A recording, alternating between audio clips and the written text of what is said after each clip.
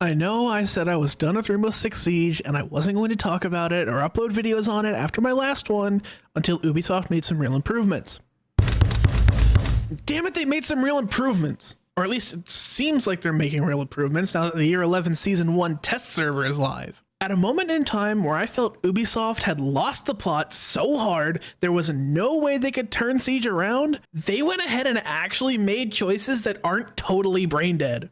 And not only that, but for once, this update is jam-packed with positive changes and improvements. That's not to say I agree with every choice they're making for Year 11. There's actually a decent amount I could really do without, but overall, it's a net positive that's really got me wanting to play the game again. Assuming we don't get kirked like what happened with Bikini Body on day 1 of the test server. See hallway. Ah! Charlie Kirk! Stop it! First things first, Solid Snake is coming to Rainbow Six Siege. When this was first rumored, I was scared Ubisoft would lean into the same thing they've been doing for the last few years and creating an operator that'll either get banned immediately from every game or fade into obscurity since they don't offer much more than any other operator in the game. But from what they've shown in the announcement trailer, we're getting an operator that is not only versatile, but is able to bring something to the table that's fresh and unique. If you haven't already taken a look at Solid Snake, his gadget alerts him to when enemies are nearby and he's able to track them on a mini-map for a brief duration. Along with that, he's able to carry 1 of 5 different secondary gadgets and can decide which one he wants to use at will. Not only does this give him a strong ability to aid other attackers in strategic advances, but lets him hold his own in solo confrontations and even when the odds are stacked against him in critical situations. After trying out Solid Snake through the test server, this ability will probably be overlooked by a lot of players, especially in the lower skill levels, but I expect higher ranked and pro players to be strategic and take real advantage of this ability. The only problem I really have with it is how the icons for the secondary pickups show through the entire map and layer on top of everything else. And I'm showing an extreme example here from the Clear House mode, which has constantly respawning enemies, but even with just a few enemies taken out, it quickly clogs the screen with the icons. This can cause enemies to be hidden by the icons even if the pickup is on the opposite side of the map. An easy way to fix this is to only show the icon when you're in the same room as the pickup and make the icon transparent or smaller. Snake also gets access to the F2 assault rifle, finally bringing it out of the exclusivity of Twitch's arsenal. The F2 is also getting all grip attachments returned to it, which means it's an absolute laser beam with a vertical grip. Snake's secondary is also new, a suppressed pistol with an attached sight.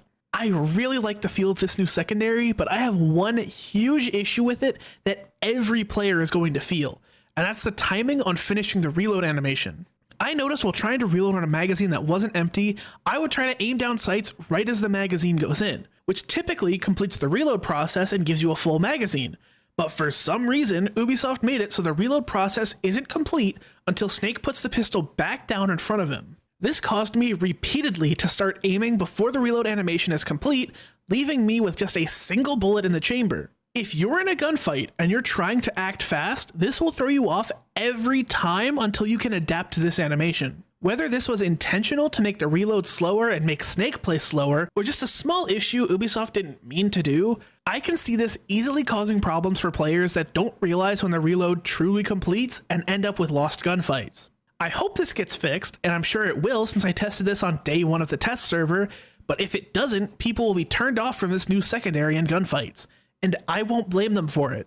Overall, I'm super excited about Solid Snake coming to Siege, and he'll be a great addition to the core roster once that small issue is fixed. And Snake isn't the only thing I'm excited about.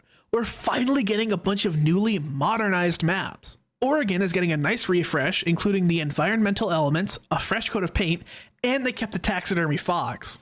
Villa is also getting a refresh, keeping the lighting outside nice and warm while adding more depth to the inside. And they kept the taxidermy fox. Coastline is the final map this season getting modernized, and it too is getting a fresh paint and more details, but there's no taxidermy fox in sight. Each season this year is going to bring 3 modernized maps, and this first batch is probably the most important as these are some of the most common you'll think of when it comes to competitive play. If these map changes are any indication of what's in store for the rest of the year, we'll be looking at some huge improvements. And on the subject of maps, in Season 2, we're getting a whole new one with Calypso Casino. I've had a habit of instantly disliking the last few maps Ubisoft has released, but I'm genuinely excited for this map. The big thing I feel has been missing from maps the last few years has been real environments. It's felt like after the release of both Stadium maps and even the Hereford rework, the map designers didn't care about making each round feel like a real mission, but rather a special tactical operation or a training round. Lair, Nighthaven Labs, and Emerald Plains are the only new maps we've gotten since the Stadium maps were introduced, and both felt nothing like an actual situation, unlike how the maps used to be portrayed. House was created as a house taken over. Coastline, Consulate, Outback, Oregon, all of these maps were not portrayed as a simple training ground, but as a real tactical environment that could easily exist in real life. With the addition of a new map that can bring us back into reality instead of treating each round as a training exercise, it feels like the developers and designers are ready to treat each map as a scenario that could really happen. And that adds a lot of immersion and likability to maps whether we realize it or not. And along with the new map, Season 2 is finally bringing the ranked rework we've been begging and pleading for. Ranked 3.0 is on the way. That being said, calling it 3.0 is kind of misleading. The ranked system is finally going back to your skill reflecting your rank, as your MMR is directly reflected by the rank you earn, and placement matches to discover your MMR is returning, just like Ranked 1.0 offered.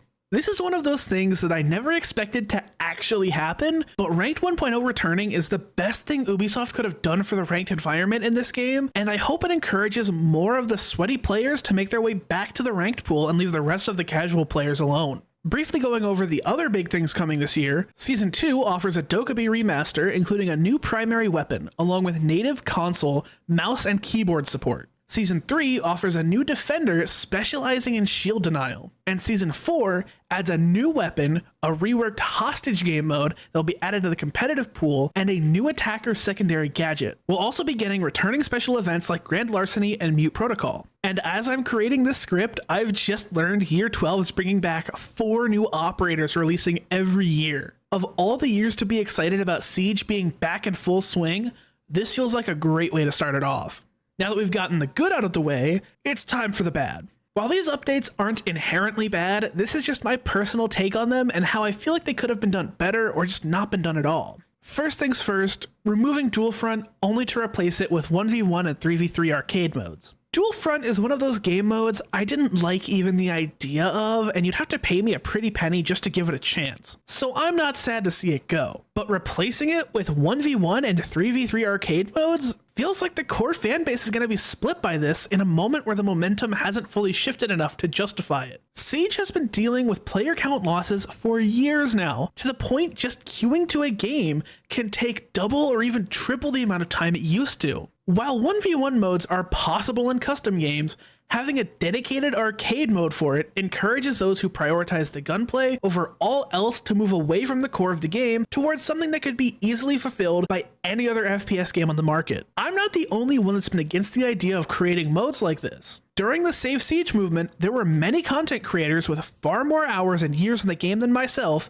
echoing these same concerns that the player base could get fractured by a move like this. I'm hoping the 1v1 game mode doesn't take away from the Siege experience, and hopefully repurposing the dual front servers into casual and ranked servers can help alleviate the connection and queue issues we've been feeling for a while now. But I'm holding my breath on this part of the update. I also have an issue with the new Black Ice variants. Do they look cool? Yeah, they look alright. Should you get the skins if you enjoy the look? If that's what you want, yeah. Does this make Black Ice itself any more valuable or increase its status? Hell no, it does the opposite. This is one thing I feel very strongly about, but the Siege community has forgotten what Black Ice symbolizes and why it was so special in the first place. Black Ice was introduced in Year 1, Season 1 for the operation that shares the same name, and over the years it became highly sought after due to its rarity and amazing looks. Back in this time of Siege, if someone was running a full Black Ice kit, there's a good chance not only are they running someone they're good at, but they've put in the hours to be deadly with them in every situation. Black Ice used to be a status of skill and dedication, hard to find but easy to spot and a clear distinction from the rest. Now, Black Ice has been reduced to nothing but a cool skin that's about as easy to get as buying a few Battle Pass levels to get Delta and Bravo packs until you get the one you want. It's not even particularly difficult to find, and people could easily acquire them through the marketplace until that was eventually taken down. These new variants on the Black Ice skin are not the cool status symbol people think they are. Not since Black Ice became so much easier to acquire. Now, I am guilty of running Black Ice on everything I have it for, because I'm too far entrenched in my ways to give that up, but the status of Black Ice has fallen so far